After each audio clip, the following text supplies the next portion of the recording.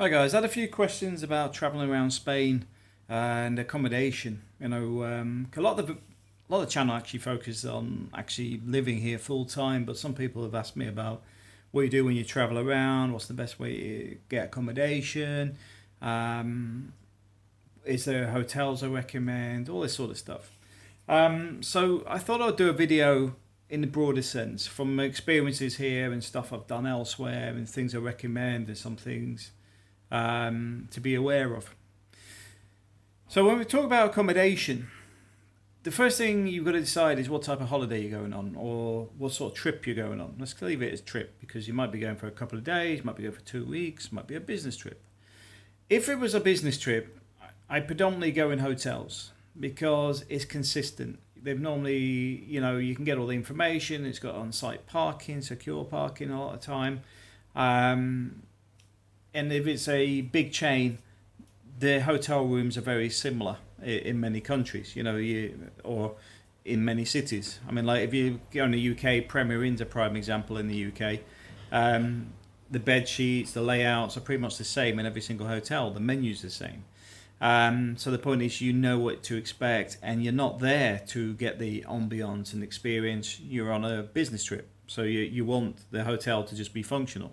It's nice when it's not, in the sense of having some local knowledge and stuff in there, but often the priority is the business work that you're doing and not the hotel. So first thing I want to say on that is that the sort of place you want to be staying if you're going to be coming to Barcelona, Madrid or something.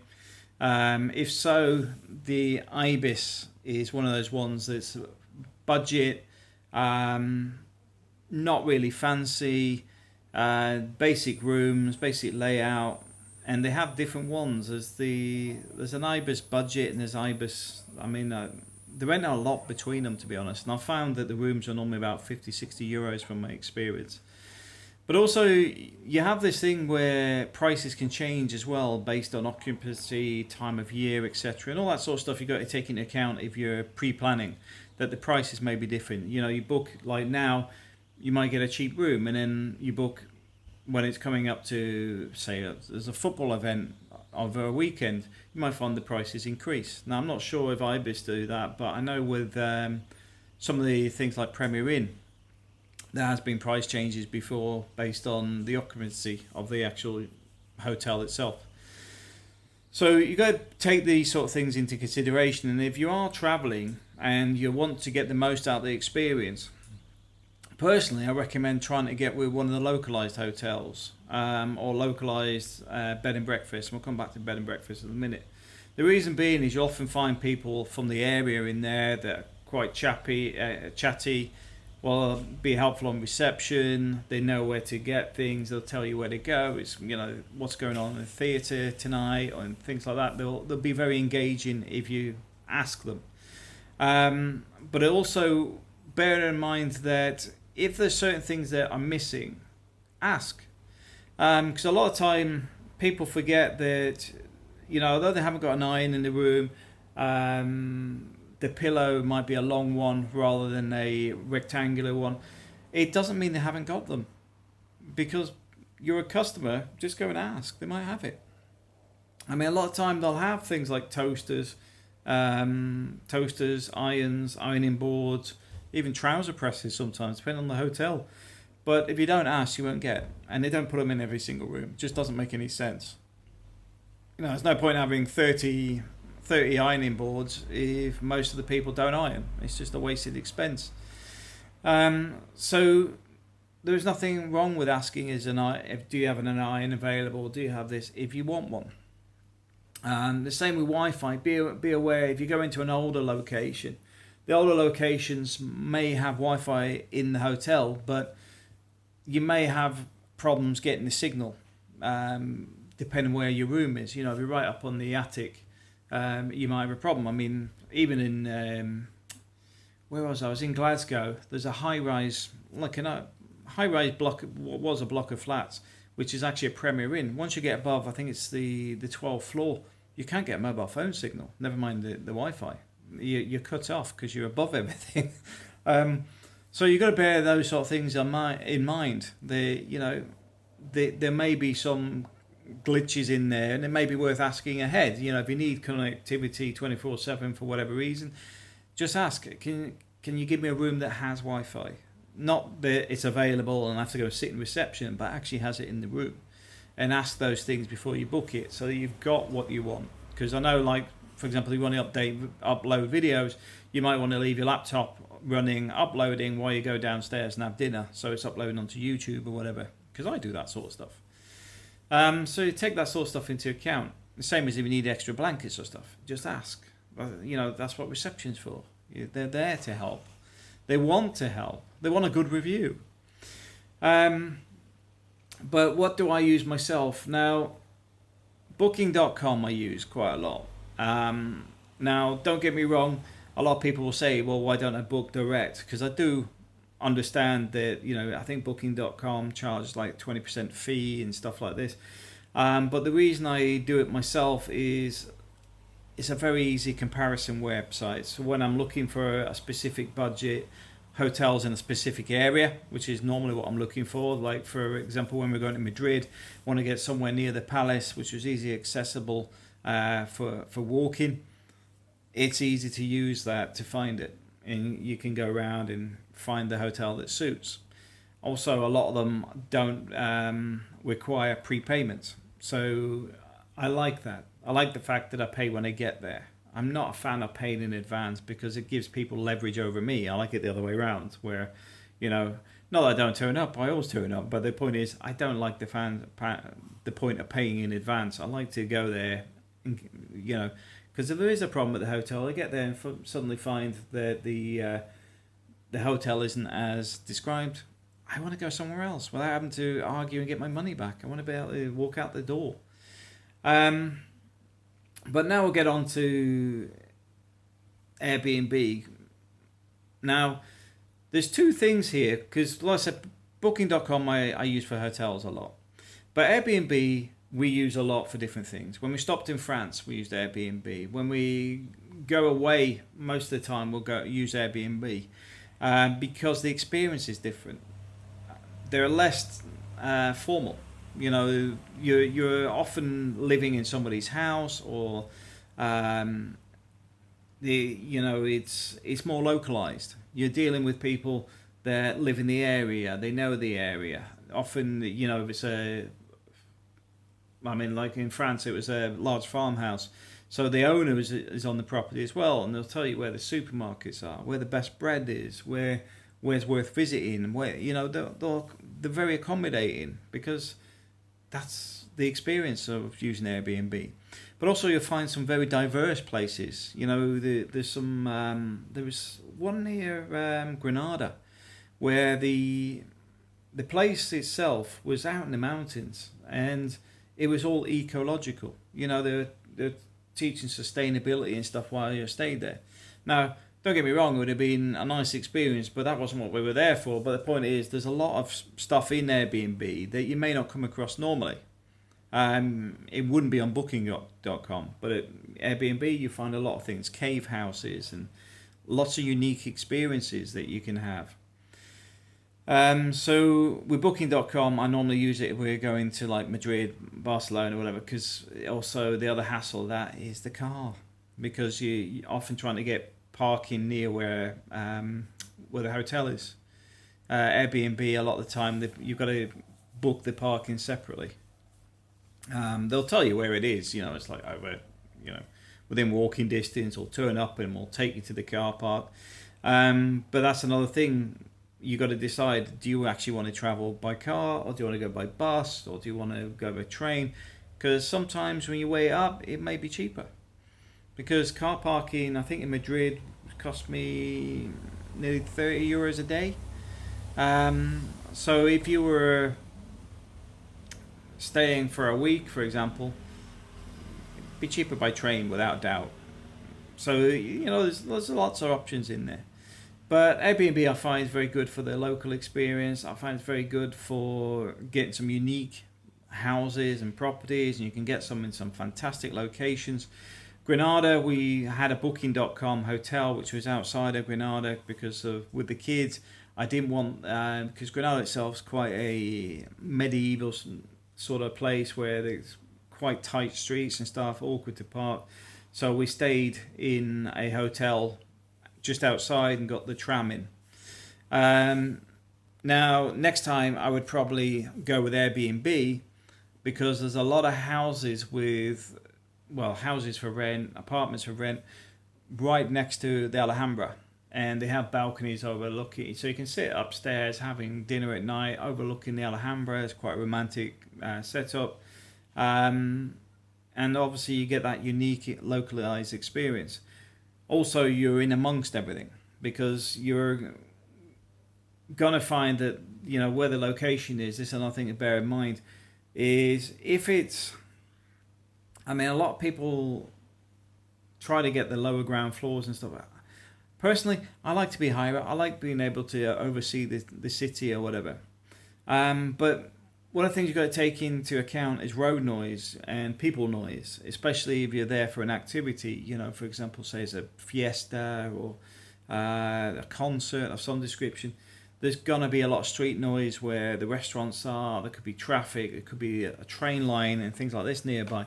So assess where you're actually going to stay. Has it got everything you need? I mean, it's like where the airport is in Madrid. We stay at the Holiday Inn Express, which is a little bit further away. I think it's probably 1 or 2 junctions away from the airport. But parking's free on street. Hotel itself's clean, tidy. There's restaurants and stuff nearby, supermarkets nearby, and it's a quiet area. It's a fairly new development there. But other places, I've stayed near the airports myself before. When I've got flights the following day, you can be next to the planes taking off and landing. You can be next to the 24-hour traffic of people being dropped off, picked up, and everything else. So take all that into account when you're looking for somewhere to stay. Also, food-wise, not everywhere is going to give you a full English breakfast, especially in Europe. You'll find most of it's continental. Don't get me wrong, I find that some of the hotels have a sort of mix of continental and, you know, they have bacon and stuff as well that's mixed in with it. Good variety of food. But just be aware that, you know, if you're expecting a full English breakfast, you may be in the wrong hotel. Maybe worth asking if they do a full English, if that's what you want. Myself, I'm happy with the continental. I like my orange juices. I like my fresh bread in the morning, all that sort of stuff. I love all that, so I don't mind. I have an English breakfast probably once every 6 weeks or something. It's not a daily occurrence for me. But I do know some people like, where's the sausages? You know, so bear in mind, not everything is what you expect. But there's nothing wrong with cheese and hams in the morning. Nothing wrong with toast and jam. I love all that, especially if it's all fresh or local ingredients. Is good when you get local jams and stuff. Love it. What else would there be? Always use the reception. If you're not sure, ask at the reception. Doesn't matter what language it is, just ask. There's always Airbnbs, by the way, or bed and breakfasts. They're available in different languages. Research what they're called, because there's different words for it depending on what country you're in. And you may find that engaging with people, you can find a spare room or whatever. You know, room in German is Zimmer, for example. But the point being is you can find locations that may not even be well advertised. I know work-wise, a lot of the time, if it's, because I've worked with some smaller firms before, one of the things we used to do is look at the local pubs, because we'd have like a fixed budget that was absolutely useless. So you had to get accommodation that was as cheap as chips. So you'd end up going into the local pub, having a pint or something, and asking the local landlord, and they'll go, "Oh, I've got a spare room upstairs," and they're like, cash deal, and they're all up for that. You know, you'll find things like that. But for the majority of stuff, I use Airbnb. For the majority of stuff, I use Booking.com. It takes the hassle out of it. The other thing with Airbnb, if you do have a problem, report it within the first 24 hours, because this is A, can get it resolved, but B, you may actually find you get some compensation on the Airbnb side. One of the things I have noticed managing a lot of properties recently is that there is some people that are actually looking to claim anywhere they go. I'll be perfectly blunt. There is some people exploiting that to the max. But at the same time, just be aware that it is somebody's home. It may not be a business to them. It may actually just be something that helps them pay the mortgage or whatever. So if there's nothing wrong with a place, personally, I don't recommend doing it. I mean, April will tell you, when we went to France, we actually gave Claire extra money, because every morning she'd bring a fresh basket with jams, marmalade, and fresh bread, because she'd go out to the baker in the morning for herself, and she would bring it back, and she would knock the door, and you open the door, and there's this lovely tray of fresh food every day. And I'm like, it must be costing her a fortune. So we actually gave her extra money, and she was really blown away with that, because she wasn't expecting it. But she was such a great host and stuff. It was a two-way street, you know. If you're happy with something, reward it. Now, I will go into a little bit more detail. Things like TripAdvisor. Be careful with TripAdvisor. There's companies that actually make false reviews, and their entire companies built on it in places like India, where they'll actually create a lot of reviews to boost something up, to get it up the rankings, to manipulate the status of it, not just for hotels but restaurants and other services. So what I try and do is I try and use things like Facebook groups with a mix of TripAdvisor, because TripAdvisor will have like the top 20 restaurants or top 20 hotels in that area, and then you can sort of look through it and go, oh, the one at number 3 looks alright, and just stick its name in Facebook and see what comes up. Does it have a Facebook page? Does it have any information that you could validate with somebody? But I haven't had any bad experiences with stuff out of TripAdvisor. I've had some where it's not as good as people have said, which is part of life. But I like to just experience things anyway. And that's one of the things I do. I take things with a pinch of salt. You know, I've had places I've been before where people have said they're terrible service and stuff. And then I've gone there, maybe difference of a couple of months or something, and it's been fantastic. And then what's happened is maybe they've seen bad reviews or something else, or management change, and suddenly the service is good. So I have no issues with it. So just bear that in mind, that whatever you see on TripAdvisor may not be accurate. And I've also seen some begruntled people as well that have targeted businesses. You know, they've had a bad experience with the business for whatever reason, because sometimes when you look at it, you're like, but you actually create this problem. But they then target these places to write negative stuff and basically just hammer it as much as they can to try and affect their business. Don't get me wrong, I do write negative as well as positive reviews. The place I got my garage from is a prime example. They've stolen my tax money, as far as I'm concerned, on the car tax that I ended up paying an extra year for on their car before I purchased it. Along with the problems I've had with the engine, along with other bits and pieces. But here I am, I'm documenting it as fact, because that's the reality. It happened, it's true. But I don't sit there and write 50 reviews going, oh, I just bought one yesterday, blah, blah, blah. That's not good for a business. But at the same time, I do understand that some people can get frustrated with bad service, etc. But be fair, it may be one experience in a million. You know, that same hotel I stopped at in Glasgow, there was an idiot in the did the breakfast in the morning, because they used to mess my tickets up every single day, and I would say to them, go and check with your reception downstairs, I'll go and sit and get my breakfast. And this guy, one day, was just being a complete, you know, oh, you can't go in the restaurant until I've been confirmed, blah blah. I'd already been there 2 months. And it was just like, oh, I said, I haven't got time. You know, I've got to eat and I've got to go off to work. I haven't got time to wait 20 minutes while you go down to reception, check it at reception. It's the same every single day. And why they don't update the restaurant just to say, the guy will be in again today. Be aware that he eats here every day. Because what it was is when the ticket was booked, it was on 2 sheets of paper. And on the second sheet, it says breakfast included, blah, blah, blah. And they just read the front sheet and then go, no, there's no breakfast included. And they say, go and look again. And they say, oh, there's a second page. Every day. But I also had a hotel room there because obviously it was away weekends, come back. And the one room was flooded. And it had the mattress and everything up. I have no idea what happened up there. And yeah, about 3 or 4 bad experiences.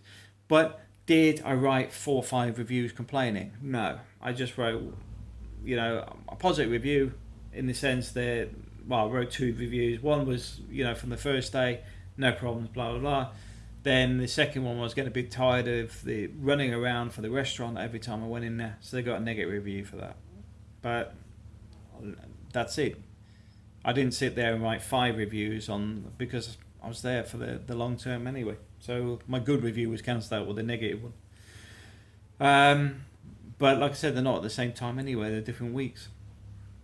But for me, I think if you're traveling around, trying to stay in bed and breakfast is a much better way of doing things to get the most out of an experience because they know what's going on. You speak to the guy or the woman that owns the place and it will say to you, it's going to be raining tomorrow, but the theatre's got something on. So advise not going out tomorrow on, because you go, I fancy going hill walking. No, don't bother tomorrow. It's going to be a heavy rainfall, but the theatre's on, there's this going on. I mean, I remember I stayed in a place in, where was it? Sauerland. And it was the first time they hadn't had any snow in like 10 years or something. We were there on a skiing holiday. And the owners of the hotel felt bad for us because there was probably about 16, 20 of us. So he spoke to some millionaire in the local village that owned a swimming pool, private pool, and got us so we could go to the swimming pool because we couldn't go skiing. And we went ice skating and stuff like that. And that's the advantages of having somebody with that local knowledge. They know where all the local stuff is, whether it's go-karting or, I don't know, sledging, parasailing or mountain climbing or whatever. But also they know people that can help. If you needed a taxi at 2 o'clock in the morning and there's no taxi because you're in a remote location, they say, Jim at the pub does it every Friday. But since it's going to be an early call on Thursday, let me ring him and see if we'll do it as a favour. And you get all these little bits that make your life so much easier. So I've got to admit, I've not had any bad experiences through Airbnb. Because the thing is, I'm quite easy going anyway. Unless there's a major disaster, I'm not really fast. The breakfast thing that was with Premier Inns. That was just a frustration in the sense of why don't you use a bit of common sense and leave a bit of paper saying he's going to be here every day and he's here for the next. Because I was there 9 months. I wasn't there for like a week or so. I was there for months. But it was the same thing over and over again. Eventually I changed hotel. But the point being is sometimes you just like put a bit of logic in there. But the rest of the time, if somebody says, the room isn't ready, can you give us another hour? I couldn't care less. I'll go and find the local coffee shop. As long as can I drop my bags off? And yeah, leave your bags here. Off you go. And you go and have a look. Or you leave your bags in the car. And can I leave the car on the street? No, but you whip it around the back. There's some spaces around the back. Number 4's ours. Happy. I can go for an hour. Not fussed if it's a little bit later checking in. The main thing is you're on holiday. You want to get all this stress out. You don't want the hassles. That's the point.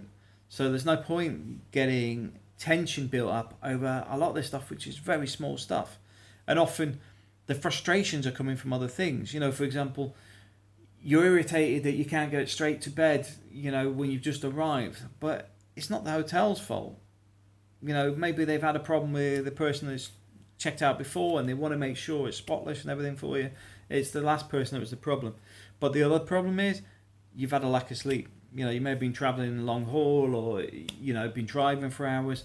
But, you know what, go and have a cup of tea to chill out for half an hour, and then come back, you probably find it's easier to sleep because you're just getting into that zone where you're just like, I can easily just doze off.